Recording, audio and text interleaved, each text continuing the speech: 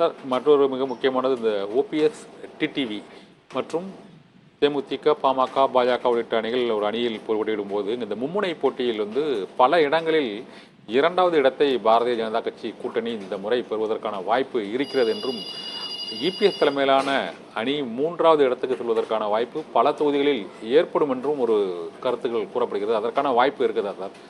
BJP கூட்டணி இந்த தேர்தல் திமுக அணி தெளிவான ஒரு அணியாக 55% வாக்கு பலத்தோடு இருக்கிறது. அதை எதிர்கொள்ளக்கூடிய அணியாட்டு யாரும் இல்ல. அதுல ஏற்கனவே அணியாக இருந்தவர்கள் 2ஆக பிரிந்திருக்கிறார்கள். நாம் தமிழர் சீமானும் 1, 4, 7 என்று அடுத்த கட்ட பாய்ச்சலை அவரும் எதிர்பார்த்து கொண்டிருக்கிறார். எந்த அளவுக்கு என்பது 24 தான் தெரியும். அதிமுக, பாஜக இருவரை பொறுத்தவரையில் பாராளுமன்ற தேர்தல் என்றால் நிச்சயமாக பல தொகுதிகளில் அதிமுகவை விட பாஜக அணி அதிக வாக்குகள் எடுப்பதற்கான வாய்ப்புகள் இருக்கிறது. கன்னியாகுமரி தொகுதி, ராமநாதபுரம், திருநெல்வேலி, தூத்துக்குடி, தென்காசி போன்ற பல தொகுதிகளிலும் அதிக வாக்குகள் எடுக்க வாய்ப்பு இருக்கிறது. கோவை மண்டலத்தில் எடப்பாடி பழனிசாமிக்கும் அண்ணாமலைக்கும் 2 அணிகளுக்கு இடையில் கடுமையான மோதல் இருக்கும் என்று கருதுகிறேன். அதுபோல் டெல்டாவில் தினகரன், ஓபிஎஸ் இவர்களால் அதிமுக எடப்பாடி பழனிசாமியை விட பாஜக ஓபிஎஸ் தினகரன் அணி அதிக வாக்குகள் கிடைக்க வாய்ப்பு இருக்குது என்று கருதுகிறேன்.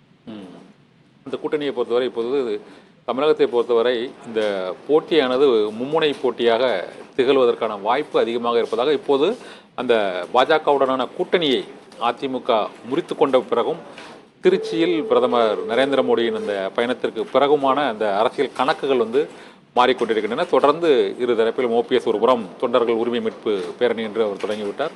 இபிஎஸ்ஐ பொறுத்தவரை அந்த தகவல் தொழில்நுட்ப அணி உள்ளிட்ட பல்வேறு அணிகளுடன் ஆலோசனை கூட்டம், கூடுதலாக கூட்டணி கட்சிகள் வரும் என்று அவர் கூறிக்கொண்டிருக்கிறார்.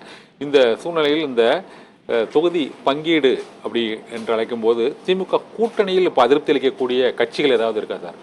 மாறுவதற்கான திமுக கூட்டணி கட்சிகளுக்கு எல்லாம் என்ன செல்வாக்கு இருக்கு? காங்கிரசுக்கெல்லாம் என்ன செல்வாக்கு? கன்னியாகுமரியில மட்டும்தான் டெபாசிட் வாங்கினாங்க 2014ஆம் ஆண்டு. 2019ஆம் ஆண்டு திமுக கூட சேர்ந்ததுல அவங்களுக்கு கொள்ள லாபம். திருமாவளவன் தனிச்சு நின்று 0.7% வாக்கெடுத்த ஒரு கட்சி. ஒரு கேட்டலிஸ்ட் போல்ட் பெரிய லாபத்தை கொடுக்கிறாரு திமுகவுக்கு. அதே வேளையில திமுக கழகமும் ஆர்கே நகர்ல டெபாசிட் இழந்த கட்சி தான். நான் திமுக கழகத்தை அந்த இடத்துல உயர்த்தி பேச விரும்பல. அவங்க ஒரு அணியா நிக்கிறாங்க. ஒரு காம்பினேஷன் இருக்குது, ஒரு கெமிஸ்ட்ரி இருக்குது. மோடி எதிர்ப்புங்கிறதுல அவங்க ஜெயிக்கிறாங்க. ஜெயிக்கிற வரை இவங்க வெற்றியில கூட்டணி அப்படி தொடருவாங்க. வெற்றி கிட்டு வரை இந்த கூட்டணி தொடரும். இதுதான் அவங்களோட கான்செப்டா இருக்க முடியும். காரணம், அங்க உள்ள எல்லா கட்சிகளுமே 1/2%, 3/4%, 1% கீழே. தென் காங்கிரசுக்கு வசந்தகுமார் மட்டும்தான் கன்னியாகுமரி தொகுதியில கிறிஸ்தவர்கள் மெஜாரிட்டியான கன்னியாகுமரி தொகுதியில டெபாசிட் எடுத்தாரு. வேற எங்கேயும் டெபாசிட் இல்ல. அதனால இங்க உள்ள கட்சிகள் எதுவுமே பெரிய சொந்த பலம் உள்ள கட்சிகளாட்டு யாரும் இல்ல. ஒரு கேட்டலிஸ்ட் போல்ஸாகத்தான் இருக்கிறார்கள். கிறிஸ்தவ முஸ்லீம் வாக்குகளுக்கு காங்கிரஸ் கேட்டலிஸ்ட் போல்ஸ், மறைய சமூக வாக்குகளுக்கு திருமாவளவன் கேட்டலிஸ்ட் போல்ஸ், பிறமொழியாளர் வாக்குகளுக்கு அண்ணன் வைகோ ஒரு சிறிய அளவில் ஒரு கேட்டலிஸ்ட் போல்ஸ், கம்யூனிஸ்டுகள் ஒரு கொள்கை உறுதி கொண்டவர்கள், ஒரு மத சார்பற்ற அணிக்கு ஒரு கிரெடிபிலிட்டியை கொடுக்கறாங்க. அவங்க தனியா நின்று 1/2% ஓட்டு தான் எடுத்தாங்க. சோ இந்த அணியோட பலம் 33% வாக்குகள் என்றாலும் கூட இவங்களோட காம்பினேஷன் கெமிஸ்ட்ரி கூடுதலாக 20% உயர்த்தி 53% கொடுக்கிறது. அதனால் இதில் யாரும் ஐயா மூப்பனார் காலத்தில் இருந்த காங்கிரஸ் மாதிரி டிசைடிங் ஃபேக்டர் காங்கிரஸ் இந்த அந்தஸ்து கிடையவே கிடையாது. ஊடகங்களில் பரபரப்புக்காகவும் மக்கள் விரும்புகிறார் என்பதற்காகவும் ஆதாரமற்ற செய்திகளை கொடுத்துக் கொண்டிருக்கிறார்களே தவிர, அறுதியிட்டு உறுதியாக கூறுவேன், இந்த இங்குள்ள கட்சிகளுக்கு நடப்பதற்கு கால்களோ பறப்பதற்கு ரெக்கே இல்லாத கட்சிகள் தான் காங்கிரஸ் பிளஸ் விடுதலை சிறுத்தைகள். அதே வேளையில் கிறிஸ்தவ முஸ்லிம் வாக்குகளிலும் பறையர் வாக்குகளிலும் கேட்டலிஸ்ட் போல்ஸாக வெற்றி வீரர்களாக இருக்கிறார்கள் என்பதையும் நாம் மதித்துதான் ஆக வேண்டும். ஸ்டாலினும் இந்த உண்மையை உணர்ந்து இருக்கிறார். எந்த இடத்திலும் நான் போட்ட பிச்சை என்று எந்த கட்சியும் அவர் கலைஞர் மாதிரியோ புரட்சி தலைவர் மாதிரியோ மக்கள் தலைவர் எம்ஜிஆர் மாதிரியோ அவமானப்படுத்தி பேசவில்லை. ஆர்கே நகரில் டெபாசிட் இழந்த அணிதான் இந்த அணி என்பதனால் அவரும் பொறுப்போடு இருக்கிறார்கள். அந்த அணியும் தங்களுக்கு கால்களும் இல்லை ரெக்கைகளும் இல்லை.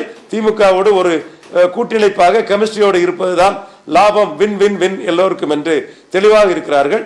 அவர்கள் ஸ்டேட்டஸ்கோ அளவில் தொகுதியை பங்கிட்டுக் கொள்வார்களே தவிர இவ்வளவு சீட்டு கூட்டணி கேட்கக்கூடிய தகுதியும் செல்வாக்கும் அங்க யாருக்குமே கிடையாது. மீண்டும் சொல்கிறேன், நடப்பதற்கு கால்களோ பறப்பதற்கு ரெக்கைகளோ இல்லாத கட்சியாகத்தான் காங்கிரஸ், விடுதலை சிறுத்தைகள் அங்கே இருக்கிறார்கள்.